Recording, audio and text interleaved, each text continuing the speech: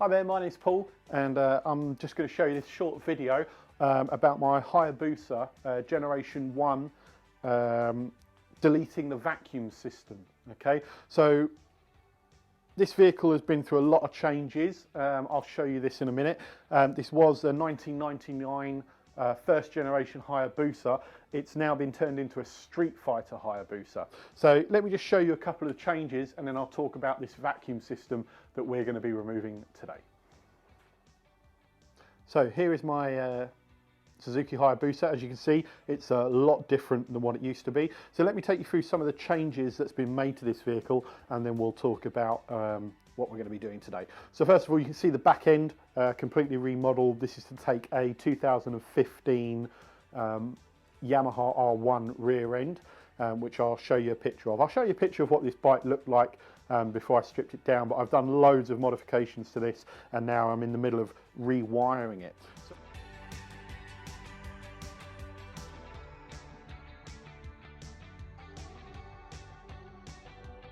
So what we're going to be removing today is, as you can see, I've deleted the airbox system off this Hayabusa, purely because it's a Streetfighter now. We're not using ram air anymore, so that's the reason we're going to be doing this. So first of all, we're going to be removing this vacuum system, which is this little box down here. There's a number of solenoids that don't need to be used now. As well as that, other changes I've done to this is I've removed the PAIR system, which in generally is just the exhaust gas recirculation system. I've completely removed that because I'm not intending on recirculating exhaust gas, and I'm not using emission control units anyway. So that's basics of what we're going to be doing today. Okay, so the things we're firstly going to remove is the vacuum damper. Okay, because we don't need that. The damper is part of the ram air box, and in this ram air box, this will open a valve and close a valve. So what this system does is, when the vehicle gets up to a certain speed, this valve will then open and then just draw more air into that engine. Because I'm running separate air filters and not the ram air system, I don't want it there. It just takes up too much room, and it's no need for it. So first of all, I'm going to pull the vacuum pipe off the first carburettor, number one. That then goes down to a one-way valve, which is this black and orange little one-way valve. That doesn't need to be there because obviously I'm not going to be running that. Then I can pull the actual system off. Now here we have our actual actuator. Now this is the one that takes vehicle speed, and then when it gets to a certain speed, the signal comes from the ECM and then opens that valve, which then opens the flap into the box. So we're not going to be running this system, so we don't need that anymore. Once we've done that, we can then remove the actual damper system, which is just a damper for that electronic system. Now I'm going to leave the bracket there because I want to use the bracket for another sensor, which I'll show you in a minute. So that's the damper. You can see the damper there. Again, doesn't need to be there, and it's useless for me.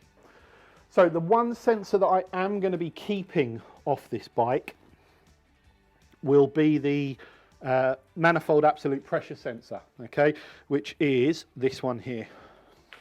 So this is one that we have to keep, okay. It has to go to the carburetors, and it tells the engine what the absolute pressure inside the vacuum of the carburetor is. So we need to keep this one, and I'm going to reset that one when I replace all the hoses.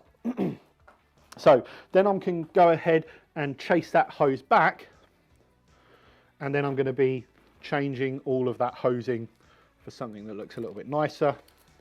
And this one's a little bit old, and some of these hoses are quite cracked, so I'm going to get rid of some of these and just replace them so it looks a little bit nicer. So let's go ahead and change this system over, and this is what it looks like now. So I've used 3mm breather pipe to blank off those systems, and what we've got then is the vacuum system coming through, and I've repositioned where the air damper came off. This is now the manifold vacuum system, so the absolute manifold vacuum, which still needs to be on the vehicle. The only one then we've got is natural absolute pressure, which is this one at the bottom. That one doesn't have a hose going to it because that's just natural ambient air pressure, which it needs to know then to calculate the vacuum system. So these are the only two systems for the vacuum that we need on now, and as you can see, everything else has been removed, which just generally tidies up, and we've managed to get rid of a little bit of stuff out of there. And as we can see, the PAR system has been removed, and we've got the blank off pipes in there as well. So I hope this video has helped. I hope this has been of some use to you guys. I'm going to be putting more videos on there because I've got a couple of questions for you guys out there. I'm having some issues with my fuel system. I'll explain more when I've got all this system back up and I can run the vehicle, but I'm having a few issues with fuel pressure, which I'll speak to you about a little bit later. Thank you so much for watching.